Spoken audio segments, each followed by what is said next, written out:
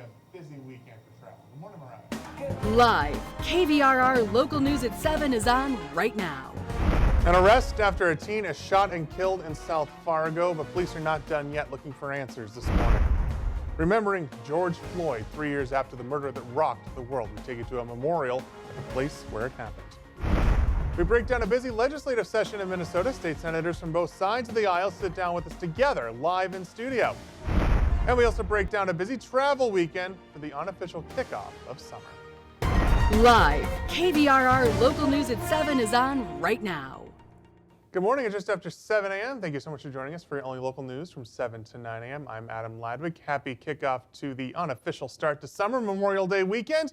If you are heading out this weekend and doing some traveling, let's see what conditions you have in store. Let's head right off to KVRR morning meteorologist Mariah for a very important first forecast on what's surely going to be a busy weekend for travel. Good morning, Mariah. Good morning, Adam, and happy Friday, Fargo. Waking up to a great start to your Memorial Day weekend. 65 degrees as of right now. We are still seeing those breezy winds this morning, but as you'll see, again, we're all to a good start to your Friday, and the nice and calm weather is going to continue as you're heading through the majority of your day today. So let's take a look here on our satellite radar. As you'll see, not too much to talk about as you are heading out the door this morning, and that's going to be the story for majority of the day today. Again, your morning is pretty calm. We'll have some clouds trying to push through into portions of southeast North Dakota as you're heading through your Friday afternoon. Even a slight chance of even some rain showers across the Devil's Lake Basin as you're heading through your Friday night. But much of our rain chances this weekend will stay west of the valley as you're heading through your Friday, Saturday, and even into portions of Sunday for your Memorial Day weekend. Let's talk about those winds, though. The winds are going to stay blustery for the next couple of days. A strong south wind reaching even 25 miles per hour as you're heading through your Friday afternoon. This is right around 1 in the afternoon. Still keeping that south wind, even gusting pretty high across portions of the region. So you do want to keep that in mind as you're heading out the door and as you continue through these next couple of days into your Saturday and Sunday as well. Here is a look at Lake of the Woods this morning. Things are looking pretty calm and pretty quiet. I'm sure most of everyone's going to be heading out to the lakes this weekend, or even if you're heading further off into Minneapolis, you're looking at some pretty good commute travel overall. So let's talk about the highs across northeast North Dakota today. A mostly sunny day and a windy day. 85 in Carrington, 87 in Mayville, 86 in Langdon. Once you're getting towards northern Minnesota, a breezy day as well. 82 in Thief River Falls, 85 in Bagley, and 86 in Mahnomen. Temperatures will also be in those mid to upper 80s for west central Minnesota as well. A good weekend at the lakes. 84 in Fergus Falls, 87 in Breckenridge, and 83 in Wheaton. And we'll have a few clouds to deal with into southeast North Dakota. 84 for the high in Oaks today. 86 in Siston, and 84 in Valley City. On the KVRR Weather Authority 7-day forecast as you're heading out the door for your Saturday. Another good day across much of the region. Breezy with a high of 84. On Sunday, we'll stay partly cloudy with a high of 84 as well. Now, as you're heading through your Monday, you do want to pay attention because if you're heading back towards the cities or where you need to be for your Monday, there is a slight possibility for some rumbles of thunder, some thunderstorms, and rain chances are increasing as you head throughout your Monday for Memorial Day. So again, keep that in mind and stay weather aware with a high of 88 for your Monday afternoon. 86 on Tuesday, and we are going to see some rain showers persisting into your Wednesday with a high of 87, and we're creeping towards 90 as you're heading through the middle of your week on Thursday. Thank you, Mariah. New this morning, a woman has flown to Fargo with serious injuries after a crash involving a farm implement in Lemoore County. North Dakota Highway Patrol says Suzanne Seidschlag of Berlin, North Dakota, ran into the back of a Terror-Gator that was trying to turn left off the road into a field. Her car stopped in a slough. Lemoore firefighters got her out of the car. She was hospitalized in Oaks, then flown to Fargo with serious but non-life-threatening injuries. The Terror-Gator driver was not hurt. The crash happened on State Highway 1 about 2 miles south of Verona, North Dakota, just before 3:30 Thursday afternoon. A Valley City man is dead after a rock crashed through his windshield on that same highway. The North Dakota Highway Patrol says a semi carrying rocks was traveling on State Highway 1 north of Verona shortly after 8 Thursday morning. A Dodge truck approached the semi when the trailer released a load of rock onto the road. The 58-year-old driver was hit. He was taken to the Oaks Hospital where he died. His passenger and the driver of the semi were both not hurt. The load of rocks was not intended to be dumped onto the highway. Police make an arrest and identify the 16-year-old boy who was shot and killed earlier this week in South Fargo. Police say they're still looking for people to interview this morning. KVRR's Bree Bullen has more.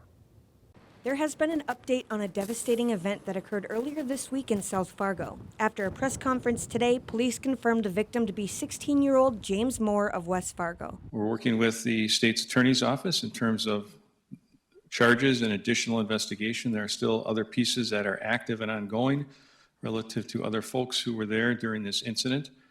They also confirmed that they arrested 31-year-old Marcus Bryan Rexroad Wednesday night, and he is being held at the Cass County Jail in connection with the boy's death. He's being held on charges including murder, firearm possessed by a felon, and delivery of a controlled substance. So we just wanted to provide the brief information to the community that the person responsible for the shooting is in custody. The rest of the criminal justice process will take some time to come together, and we're continuing to actively work and to complete all of the other investigative tasks. Earlier in the week, we learned that the Fargo Police Department was called to the 4400 block of 9th Avenue Circle South after multiple gunshots were heard. Soon after arriving, they found the body of a 16-year-old boy with a gun next to him.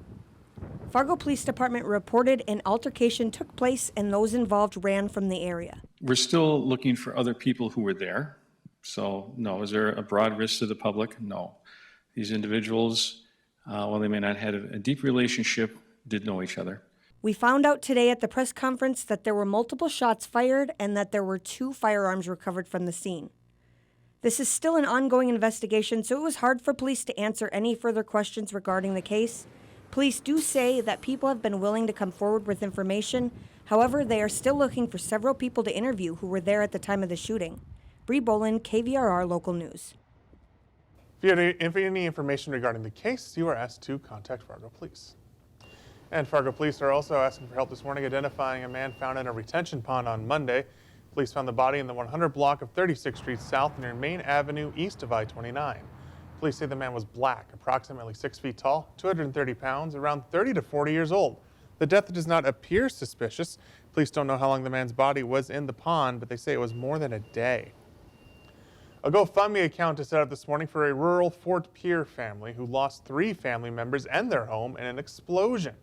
Trevor and Kelsey Hupp were at work when the explosion happened at their home along Highway 1806 in the Antelope Creek area southeast of Fort Pierre, South Dakota. The blast killed their infant daughter, Harper, and both of Trevor's parents, Bill and LaDonna.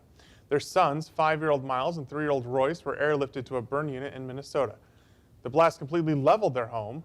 The Stanley County Sheriff says the cause of the explosion is not known. The state fire marshal is investigating. We have a link to the GoFundMe on KVRR.com. New this morning, hundreds gathered where George Floyd was murdered to pay their respects on Thursday, the 3-year anniversary of his death. David Schumann takes us there. A remembrance and a protest. 3 years passed, but still so present. Hundreds gathered where George Floyd was murdered to pay respects and experience the community that's built up around this intersection. Several of Floyd's relatives were here to represent their loved one. That when George was murdered, right over on that spot, there was something that happened, a quickening that happened in this earth.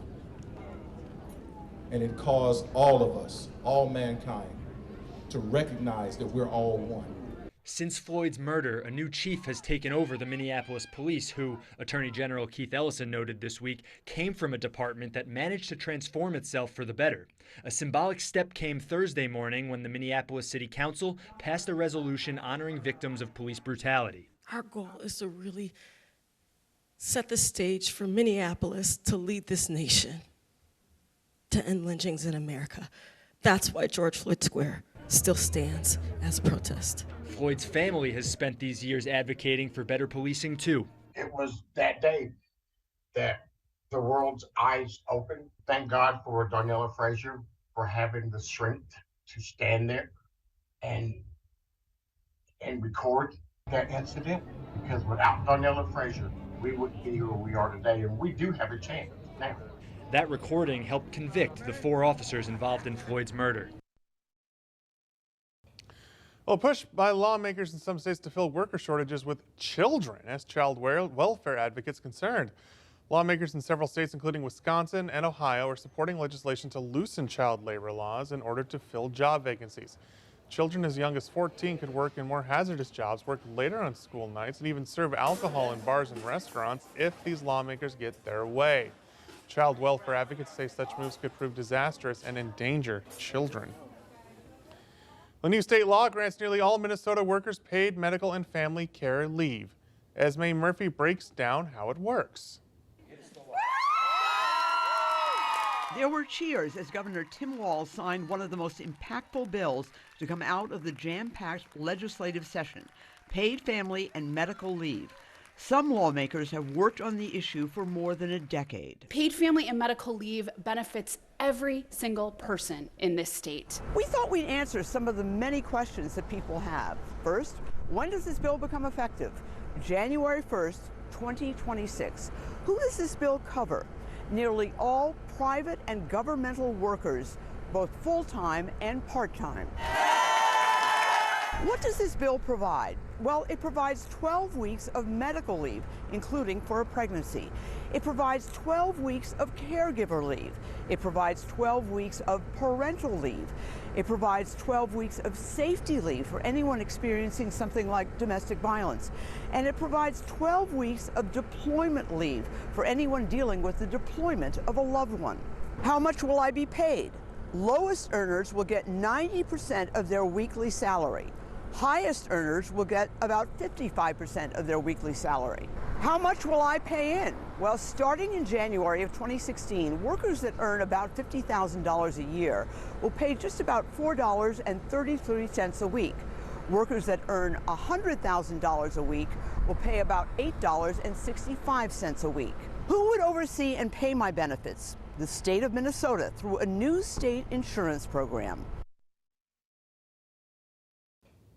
And Governor Walz has vetoed a bill that would have raised wages for rideshare drivers. This comes after Uber threatened to stop operating outside the Twin Cities later this summer.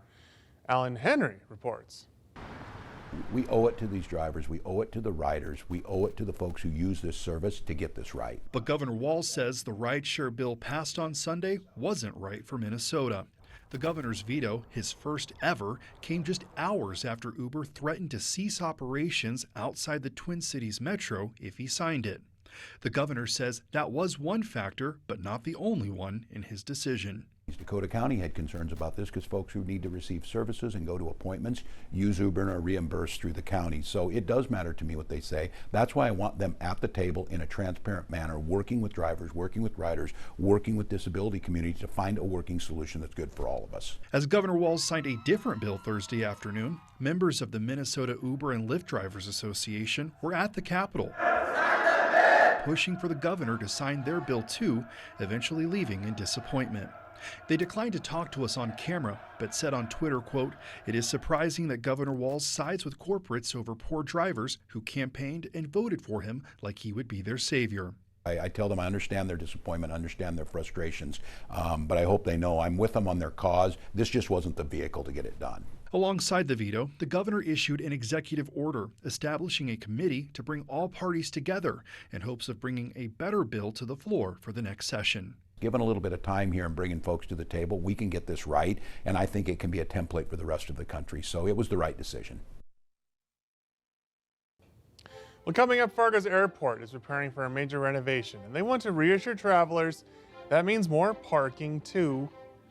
Then business is booming for guard dogs. We tell you why. And we are waking up to a nice start to your Friday morning, and I'll let you know how long the nice weather is going to stick around right here in about 1 minute.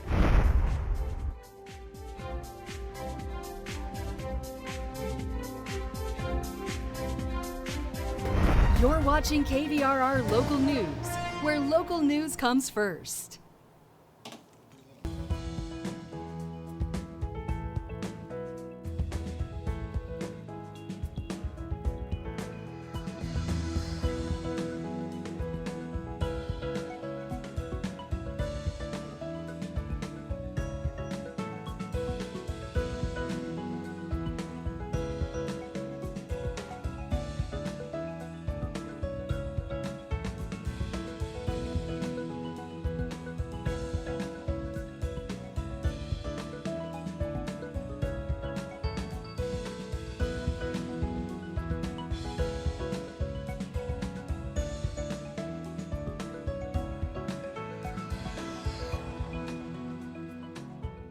First Republic Bank is still reeling from its collapse with jobs on the line. Fox Business Network's David Asman has that story and more coming up on Fox Means Business. A tale of two stories on Wall Street. The Dow closing lower for the fifth straight session as investors were watching the debt drama in D.C., but the S&P 500 and the NASDAQ rose thanks to strong earnings from AI chip maker NVIDIA, fueling a rally for a lot of tech companies. Our economy is growing, but at a slower pace. The government reporting the nation's GDP, which measures the total output of goods and services, expanded 1.3% last quarter. It's a little higher than the previous estimate, but just half of the 2.6% increase in the final quarter of last year. More fallout from the fall of First Republic Bank. JP Morgan Chase, the company that took it over after the collapse, is telling around 1,000 First Republic workers they're going to be let go and not be offered new positions. And mortgage rates are on the rise as we head into the holiday weekend. Freddie Mac says the average 30-year fixed-rate loan ticked up this week to 6.57%. That's business. I'm David Asman. Business is booming for guard dogs. The nation's crime crisis is fueling a huge demand for personal protection animals.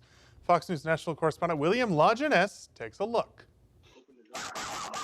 People don't feel safe anymore. So I'm giving a solution that you don't have to kill somebody. You don't have to use a gun. Just, have peace of mind. You have a protection dog. Man's best friends are upping their game. Your alarm system is great, right? It can let you know that there's a threat outside, but it won't engage in that threat itself. Protection dogs are ready to go at any given time. With crime up double digits in major cities, many are turning to trainers like Delta Canine in North Hollywood. Right now I'm short on dogs because there is so much demand. Demand for high-end puppies and fully trained protection dogs. Search. Me not being at home all the time, having this, I know that my family is safe. Bobby took Coda home as a puppy, but returns twice a week for protection training. You can't just get a dog that's trained. The dog knows everything, but you have to actually learn that as well. Just like gun safety, you have to learn how to handle a dog because it's a weapon. Take Dexter, taught to intimidate or bite, release, I'll say sorry, even apologize. Prices range from several $1,000s to $150,000 for a fully trained personal protection dog delivered to your door. Owners say it's worth it. I'm a real estate agent, and sometimes I'm alone at houses, so having a protection dog means everything to me. They're a protection and they're also a companion. You feel safe. They come, they cuddle you, you give them kisses. It's best of both worlds. So that's a lot of money, and most people don't need a top-level executive protection dog with that kind of training, but some do because of who they are and what they do. Many we met will get a puppy based on breed, pedigree, and temperament, and then attend weekly training based on their needs. In Los Angeles, William Lajeunesse, Fox News. I think I'd rather just have, a fun-loving, cuddly dog than... Yeah, I agree. I think I'd rather just have a couch potato, too. Yeah, well, I wish I could lay on the couch all day today, but nope, I got to be here to do the news. That's true. And if you have to head out to work as well, you're looking at some pretty good driving across much of the metro this morning. We are seeing a very nice start to our Friday, a breezy day overall, but I am still going to give it the green light in terms of travel. If you're heading towards I-94 west of Fargo this morning, you're heading towards Bismarck. You're looking at some pretty good travel for your Memorial Day weekend, so if you have any commute plans, things should be pretty good once you're heading through the beginning of your day today and throughout Saturday and Sunday. I-94 on the Red River Bridge if you're heading towards the cities this weekend or even to the lakes. You're looking at, again, some pretty good driving, some pretty good road conditions. The sun is out. Maybe pull that visor down. Keep those sunglasses with you as you're heading through your Friday. And I-29 south of Fargo, again, traffic is pretty light for the south, but things are looking mostly clear across most of the metro if you're heading out the door this morning.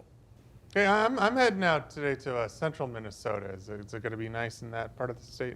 Yeah, it is. Everything around the region today is looking pretty nice. Glad to hear. Thanks, Mariah. Memorial Day weekend is here, especially if you want to duck out of work early. I won't tell on you if you do that. Just make sure you don't end up at your destination late, even if you leave early. We've got a travel forecast for the weekend next.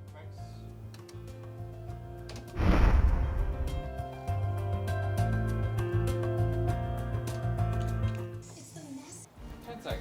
Step up to GMC with 0% and they'll help pay payments for 90 days on Sierra Light Duty.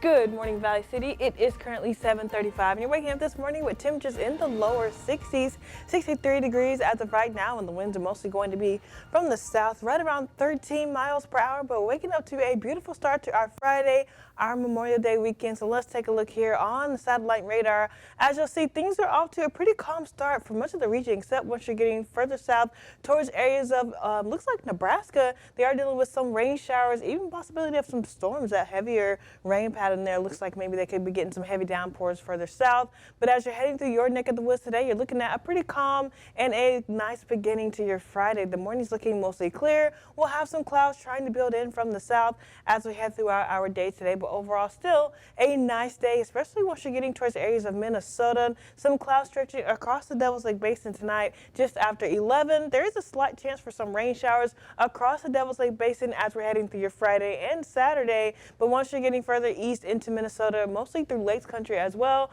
we're setting up for a pretty calm and a good weekend overall. The winds, though, are going to stay pretty breezy for the next couple of days. You'll see this south wind reaching even 25 miles per hour across portions of, looks like North Dakota, the Devil's Lake Basin. Some calmer winds once you're getting further into the east and south, mostly 5 to 15 miles per hour across portions of west central Minnesota this weekend. And on your Friday, things will die down a bit as you head into your Friday night, but they are going to pick up more speed as you head back into your Friday evening. Here is a look at the UND Skycam this morning. Again, a beautiful start to our Friday, a good start to the unofficial start of summer. So again, we are off to a nice start to our day. As we head into the night, we'll stay partly cloudy and lows will be in those lower 60s, 62 degrees tonight in Fargo, 56 in Detroit Lake, slightly cooler, 62 in Jamestown and 61 in Oaks. And on your KVRR Weather Authority 7-day forecast as you're heading through the weekend, a good weekend, 84 on Saturday, still dealing with the breezy winds, of course. The winds will relax into Sunday, but as you're heading through your Monday, we are seeing our rain chances increase, and there is some slight chances for some rain west of the valley as you're heading through your Saturday and Sunday, mostly across the Devil's Lake Basin. But as you're heading through Monday, you do want to keep that in mind. Some of those showers are looking pretty scattered, but still possible as you're heading through your Monday. A warm day overall with a high of 88. And on Tuesday into Wednesday, we are going to continue to see those chances of those scattered showers. Well, even if it rains, that's why grills have lids. Yes, that's true. Just close the grill, step back inside, and you can still enjoy your food. Yeah, I mean, people grill in the winter, so, a little bit of rain isn't going to stop anything. Yeah, that's true. Thanks, Mariah. Earlier this morning, some neighbors in Eden Prairie, Minnesota are calling foul after a pair of wild peacocks have taken up residency. As Jonah Kaplan shows us, while the birds are not native, they have called the area home for a long time. If the peacocks were people paying property taxes, they're so popular they'd easily become the HOA presidents. The problem, they're not people, they're loud, aggressive, and sometimes confrontational. That doesn't bother Mike Birdall. They are totally harmless, okay? They are beautiful. Birdall, along with many neighbors, considering these two peacocks, nicknamed Brownie and Peapod, as part of the fabric of the neighborhood. For at least one family, though, who neighbors say moved in during the pandemic, it's been too much. They weren't home to speak with us, but neighbors say they've tried to get the birds to stay off their property by running sprinklers. They even removed their back deck. This month, their patience apparently ran out. Wildlife Control picked up Peapod, but Brownie got away. You always saw them in pairs. They were always together. So always two of them. And now there's only one, and he seems to be making a lot more noise the last couple of days. No one here knows exactly why, but there's been at least one peacock living here since the 90s. Then in 2017, one neighbor felt he was lonely and bought another peacock from a game farm. You know what happens next. 3 peacock chicks were born. Nancy Beaumont's family took them in. They just were a real blessing and just sweet birds and really fun to learn about. The Beaumonts not angry that Peapod was taken, but they want the 2 birds reunited. What is humane is to let them have a mate, have them be safe, and certainly not have the neighbor suffer anymore if she has been or they have been. Now, Eden Prairie does not allow for backyard chickens. The white peacock you saw in that story died, unfortunately, a while back. It's sad that they were separated. Yeah, I mean, no matter where they end up, either in the neighborhood or somewhere else, it'd be nice to see them together again, Brownie and Peapod. Well, artificial intelligence is helping in the fight against antibiotic-resistant bacteria. Find out how next in Health. keeps adding a question mark. You're watching KVRR Local News, where local news comes first. Well, Minnesota legislators had a very busy session that just wrapped up this week. I'm joined by State Senator Jordan Rasmusson from Fergus Falls and State Senator Rob Kupec from Moorhead, the DFL, a Republican, to talk about all the topics and just kind of what went on and how it's going to impact Minnesotans moving forward. So I guess we'll start with you as Senator Rasmusson. Just what was your overall impression of the legislative session this year? It was really busy. I think it was a really busy session. It was also a very expensive session for Minnesotans. We started off with a $19 billion surplus and ended up having, under Democrat control, $9 billion in tax increases. And so about a 38% increase in our state budget. And so I was disappointed to see there wasn't real permanent tax relief for Minnesotans this session. Oh, and so Senator Kupec, what was your kind of big takeaway from the big legislative I will session? agree with the busy part of the session, Yeah. for sure. It was an aggressive agenda. I think it was more than anybody was expecting in terms of that. I will say, a lot of that budget surplus was one time, and I think we do have some tax relief in there too. There's about $4 billion of tax relief, especially towards property tax relief, and even the Social Security, which I would have loved if it was 100%. I think Senator Rasmusson would agree with that, but we didn't get there. But we did get it to, we're 76% of Minnesotans who have Social Security will not be paying tax on that. So it's Okay. an increase. So we're getting there, and I think we probably can do better on it, maybe in 2 years on that too. All right, well, let's continue with financial issues. The rebate checks. I know that they weren't as much as what Governor Walz was hoping, but what are your thoughts on that? Do you think it's enough, too much, not enough? Well, it is, with one-time money, obviously, a rebate check sometimes is a good way to go. Would I have liked if it probably was a little bit more? I mean, I think there's probably some people who would say, yeah, $260, whatever it's going to be, maybe that's not that much. But for some lower income families, and it does include kids, that'll be a healthy chunk of change. That'll help them get through, the summer as costs are still high on some consumer goods. It'll help them on that. And how about you, Senator Rasmusson? Did you think that was a good use of the state budget surplus? I think it was another broken promise from Democrats this session. Walz had campaigned and promised a surplus check that had been 4 times bigger of what ended up being passed.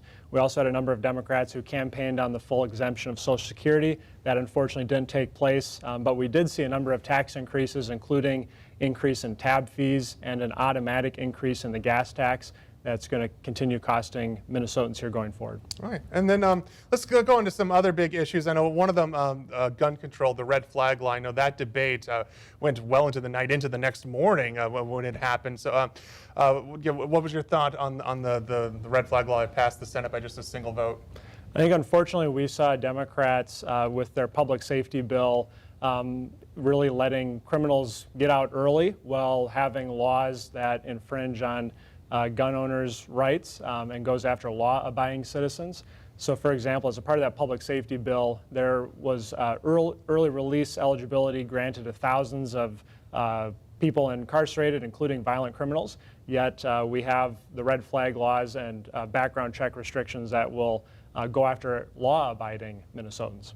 Oh, yeah, well, what about you, Senator? Do you think that those laws unfairly target law-abiding citizens, like you said? Sure. I mean, so here's where I came down. I ran on background checks, so I didn't have as much problem with that. And I will say, when that law came out, I was not in favor of it, but they made some tweaks to it, and I was able to move on that. On the red flag laws, that's always one that I've said I've struggled with, mostly because there's a lot of data that shows that they do work. But I do think it does probably put a few, restrictions on people who are probably law-abiding citizens. But it's one of those balancing acts. Do you have a little bit of restriction there? And also, though, does that outweigh all the good that it does? So that one was a little bit of a struggle for me. And in terms of some of the early release stuff, yeah, there are some people will be able to get out early, but they have to go through programs, whether they've completed drug rehab programs, job training, rehabilitation programs. So we're making sure that as they're towards the end of the sentence, if they've been okay and they've shown improvement, that we're letting them back out and letting them back out early and trying to bring them back into society and make them active citizens again. Yeah, it's good, and it's important to know that the red flag bill was kind of wrapped in a much larger bill that has a lot more implications like that. Moving on, another big issue, marijuana, recreational marijuana legalized, that the edibles and the food was legalized last year. What are your thoughts on that happening in Minnesota now? And I said when I was running, I said this wasn't an issue I had like a burning desire to get passed, but it was going to happen. And I wanted to make sure that if it happened correctly. And I think initially on, the taxes on it, there weren't any taxes in it that went back to our local governments. And they're going to have a cost with implementing this. And that got changed in the bill. And so there will be some money to our local governments to implement this. It's also finding that fine balance between, you don't want to overtax it because you don't want the illicit market to continue. And I think they found that kind of sweet spot. And there were a few other changes. It went through 16 of our 20 committees. So it made a lot of stops and changes along this route. Now, Senator Rasmusson, you were quoted being kind of concerned about a potential black market popping up still and kind of the implementation and regulation of it. Do you have any concerns? What concerns do you have with the finished bill? Yeah, I served on the conference committee for recreational cannabis legalization, and I have a lot of concerns that we're not doing enough to protect public safety and public health. I had heard concerns from law enforcement that will effectively be decriminalizing marijuana before we have the legal market set up. And so unfortunately, I think we'll see a black market that will continue to thrive and fill that void here in Minnesota, leaving law enforcement with fewer tools to go after illegal drug sales. Also, something it's kind of important to note, I guess you guys are both on the Minnesota side, but how enforcement will happen in border communities.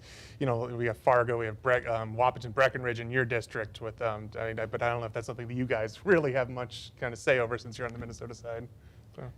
It'll be a challenge for law enforcement to figure out going forward. Yeah, well, another big issue. I mean, we're just getting all these really controversial issues. Abortion, that was something that legislators tackled earlier in the session. The law protecting out-of-state citizens or people who come into Minnesota, and you also kind of codified abortion in Minnesota law. What was your thoughts on everything that happened concerning abortion with the legislative session? I think a lot of Democrats campaigned on codifying Roe v. Wade. Unfortunately, we saw abortion law that went well beyond that and really allowed for abortion at any time, any place, any circumstance. And really disappointingly, in the last week of session, Democrats repealed protections for children who are born alive during abortions. Additionally, they defunded Positive Alternatives, which sends money to local pregnancy crisis centers to help mothers and children who are in crisis situations. And so we really saw a radical agenda coming from Democrats on the issue of abortion that went well beyond protections that were in Roe v. Wade. Now, the repeal of Roe v. Wade was a huge issue, and it was guaranteed to make abortion a big topic coming into this legislative session. Now, how do you think legislators handled it? Yeah, I think, that was one of the things that I ran on, and I stated that when I was running. And so in Minnesota, it's Doe v. Gomez. And what basically we did early on is we just codified that. And when the governor signed that into law, nothing changed in Minnesota. So the type of abortion you could get before that did not change until after that. And then at the end, there were some other laws that courts had deemed that were not constitutional, and we did repeal those. And again, I will say that the born alive thing that's not really a thing when you talk to doctors. And so anybody that a baby is born alive, it gets to, if a real baby was born alive, that wasn't just about to, sometimes there are babies that are born alive and it's in a terrible medical situation. And what they do is it's called comfort care, and that mother gets to hold that child for those last few minutes that it's going to live. It's usually a baby that was probably not going to come to term or have a life anyway, and it's that moment, and they get that moment with that child, and then unfortunately that child will pass away.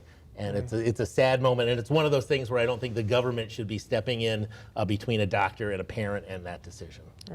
And then moving on, I wish we could spend more time on some of these more in-depth issues, but time is limited. I guess in education, and Minnesota passed a bill giving all people under a certain threshold of free tuition in the state. How do you think the legislature handled education this session? Sure, and I was on the higher ed committee, and when the chair actually proposed that, I thought, well, that's kind of how is that going to work? That is going to be billions of dollars to do that. And actually, when he came in and they did the financial study on it, I was surprised actually at how inexpensive it was. And at that time, we were actually looking at doing it at a higher dollar amount. The House had a slightly different take on it. That dollar amount got reduced to family income under $80,000. And look, our state school systems are kind of at a crossroads. That tuition, particularly at those Minnesota state colleges where the first-year college students first generation college students have gone to school, that tuition's gotten high. Something needs to be done there to keep our system going, and I think this was kind of a bold move to do that.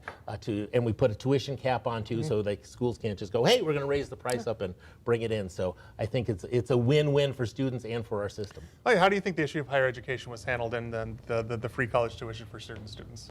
I think we could have done better to have across-the-board tuition freezes at Minnesota colleges and universities. And the challenge with having this kind of free tuition plan is that, while some students will benefit, others won't. And so I've supported giving Minnesota State, University of Minnesota system, what they were asking for, which is funding, so they could keep tuition down for all Minnesotans and make sure that our institutions of higher learning are competitive with other states.